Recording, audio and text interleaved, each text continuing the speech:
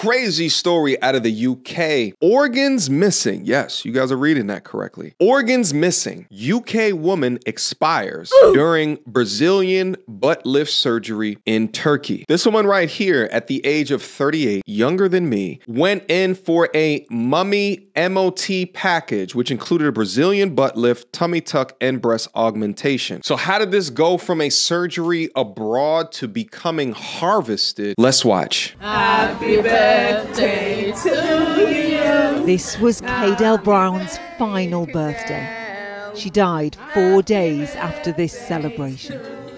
A hard-working single mum of two who'd hoped cosmetic surgery would boost her self-confidence.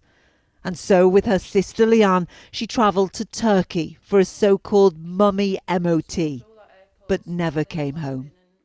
For her, we're going to get her life back. So she just wanted to get there and have it done and get her old self back. That's all it was for her.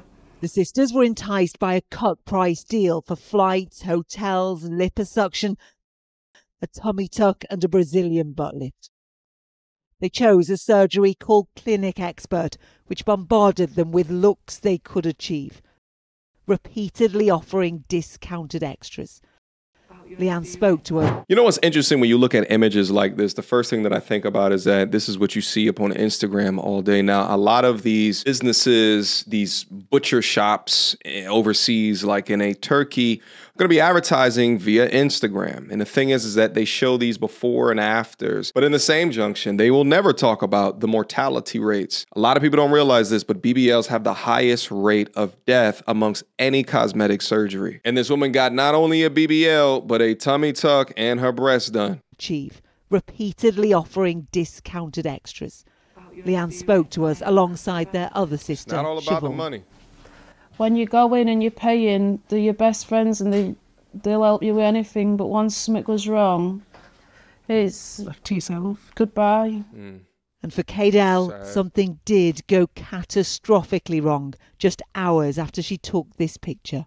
I'd asked a few times how long she was going to be, and they just kept saying she'd come in, and then I got a knock on the door and 3 people walked in and just said, "Can you come with us, please?"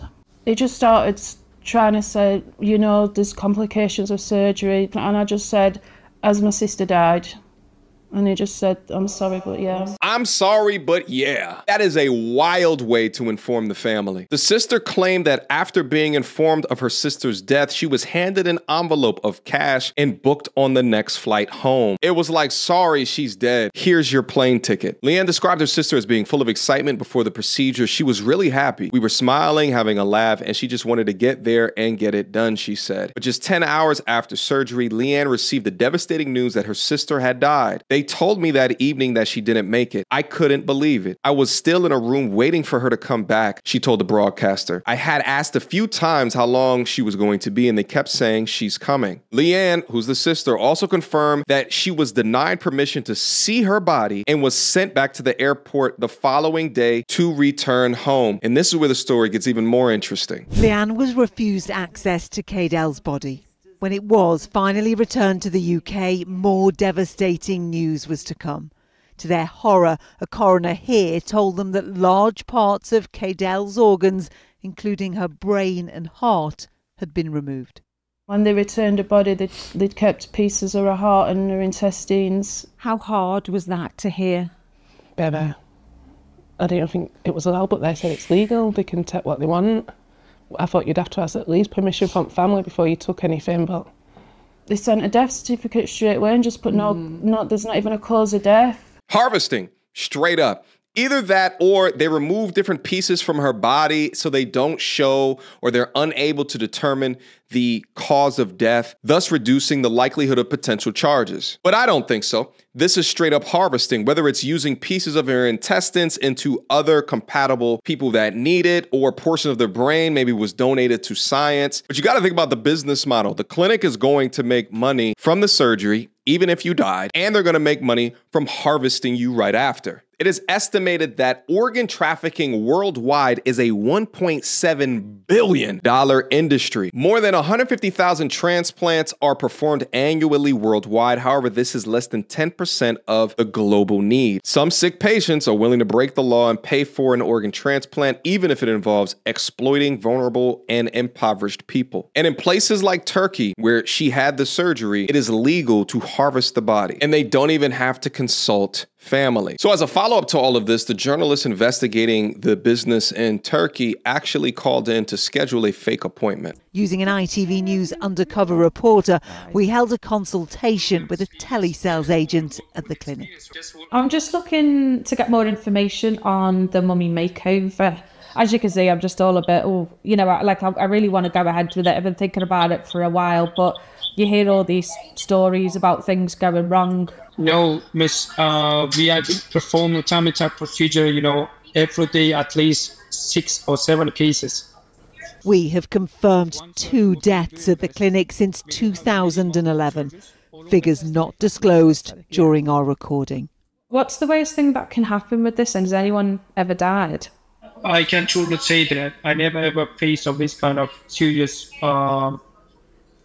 experience in my entire career. In case you didn't hear him, he lied and say that he doesn't know anything about deaths at his particular clinic. Meanwhile, the truth is that he's very aware of the mortality rate. Historically, the BBL has been marred by a concerning fatality rate, previously cited as 1 in 3,000. That is crazy. You have better odds walking across a street with your eyes closed. This statistic has raised alarms with the cosmetic surgery community, prompting a reevaluation of surgical practices and standards. Investigations into these fatalities have revealed a critical factor. The majority of these adverse outcomes were linked to procedures conducted by unlicensed practitioners in unregulated settings. When the surgery is performed by a specialist plastic surgeon, especially one who is board certified and operates within regulated and accredited facility, the fatality rate markedly decreases to less than 1 in 15,000. So essentially, you're saving $10,000 to $15,000, but you're increasing your mortality rate by 5 times. And in this case, harvested. What if I told you guys is that they're harvesting patients that live through the surgery as well?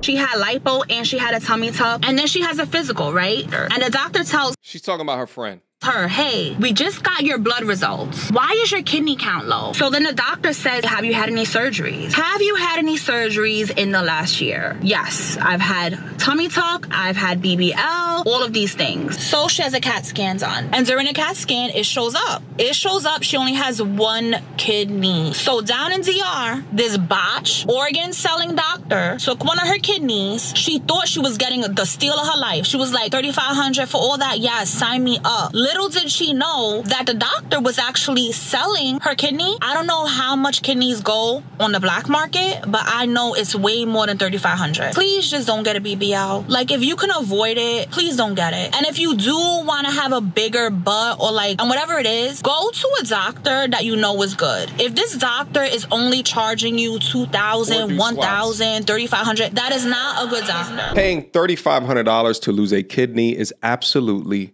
nasty work. Condolences again to the woman who lost her life. I know that they said earlier in the story that she's a single mother of 2 boys, and I can't even imagine what it is that they're going through right now. But let me try to summarize all of this and just say this. If you look at media today and you see the images that are hitting women's eyes, and a lot of it we talk shit about on this platform, but these things have real life implications because they're up against a lot.